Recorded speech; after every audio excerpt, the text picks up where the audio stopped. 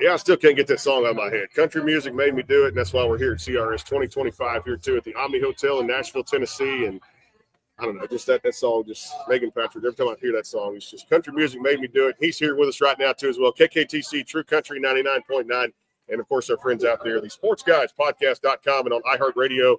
Back here, CRS 2025, and these shows just continue to roll on. It's time to outgun the outlaw and have Joe Hermes join us here on the program. What's up, man?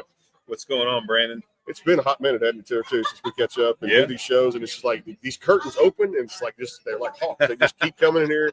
Talons just down. They're like, hey, the next one rolls out. And it's, no, man, it's relentless. Yeah. It's crazy. How's CRS for you so far? It's good. Good. Having a lot of fun. Meeting a lot of good folks, a lot of familiar faces. And this is my third time around. And I enjoy it every time. So it's great meeting new people and seeing old friends. It's like a revival or reunion, right? Yeah. Well, and they tell you, they say, it was told to me at least that, it's a big small town. And you start seeing a lot of the same people, and they're right.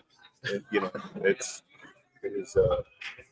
pretty cool. This is a really cool environment because you'll just be standing there like, oh, there's so and so, there's so and so. It's like, oh, that's awesome. You don't want to fanboy them, but at the same time, it's like that's pretty cool. Yeah, like Daryl Worley over there, just kind of like see.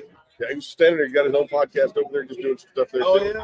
Yeah, sounds alive. We're just talking to him, and then hanging out with him last night. Went to Cat 10 and got to see some benefit show they did out there. But we're just talking to Ray Fulcher, talking to Jordan Rowe, talking to people that you always know interview on this program, and just to shoot the breeze, have a good time. That's the beauty of this week. It's like a big reunion. I love it. Yeah, it's good stuff. That's awesome. Tell us about Outgun the Outlaw. Doing some good stuff out there. You wrote this. You're very proud of it.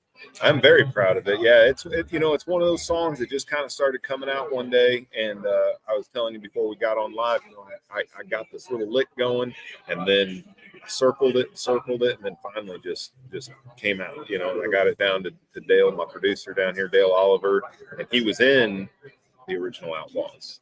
And then to have him jump in on that harmony in the chorus, if you listen for it, he's got that outlaw sound behind him. It just, I got chills first time I heard the final production of it. I was like, dude, that's what's up. It's got, like you were saying, it's got kind of that old familiar sound, but then there's something new about it at the same time. Isn't it, cool to hear back and think back to that 80s, 90s sound? For me, it was Waylon Willie, Lukenbach, Texas. It was all the Merle Haggard, Conway Twitty, and all that. Isn't it good at making a comeback today? That style of music coming back, and some artists bringing it back. I think what's cool about it is you see it poke its head out. Like, you see these different eras. Just all of a sudden, it's like, oh, well, that's 80s. Oh, that's 90s. But it's all new stuff that's coming out right now. It's just people pulling from what they know. And, it's like, for me, a song like that, we had a lot of fun with the video. We shot that down in Murfreesboro. So if you guys want to check it out, it's on YouTube. We had a lot of fun. My wife sent it, my lead guitar player. And, we just kind of set it up like an old Western. I'm not really a cowboy hat guy, but I threw one on and a vest for this. And, and then for the video, we took it as outgunning the outlaw. We were playing a poker game, and we had the rough and tough cowboy that was going to try to cheat us. Well, my wife and I were like kind of Bonnie and Clyde. So when he had an ace up his sleeve, she grabs his hand, and I put my hand on my gun, and we get up and take the whole table. So we outgun the outlaw. The guy's going to try to cheat us, and so we got the upper hand. It was fun. It was a lot of fun to make that video. So make sure you guys will go check that out. It's like the first pitch strike right there, too. You want to have the bat off your shoulder, too, make contact, put the ball in play. I like that, too. That's right. That's sports right. aspect. We mentioned those artists like Zach Top and Randall King, doing their thing out there, too, and just blowing up out there. And I think, like you said, you mentioned that there's always a why for why things happen.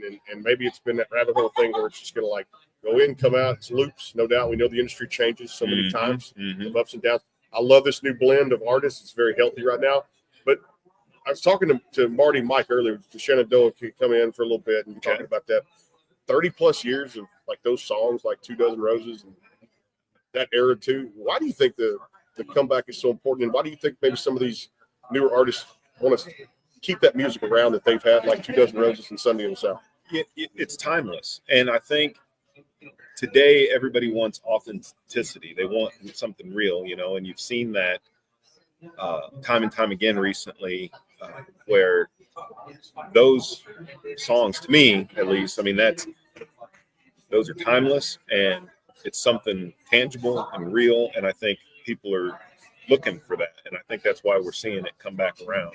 I mean, things work in cycles anyway, as you've seen, but I think it's cool. Me being a rock guy that has moved it more into the country lane, I like seeing some of the 80s rock stuff, and you see it in some of the guitar work that's being done and the productions, and I like it because it's right up. I mean, it gets my blood going, and it's a nice balance because you can be on stage and you can be doing just a kind of an acoustic version of it, and then you can turn right around and get crank the amps up, get the distortion going, and but it all kind of still falls into the same vein.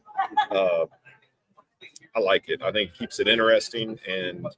But again, those songs back then, to me, I mean, they were written about something real, and that is what I try to do. I'm not going to just pick up trucks and beer, right? Like, I mean, it's cool. I like it, but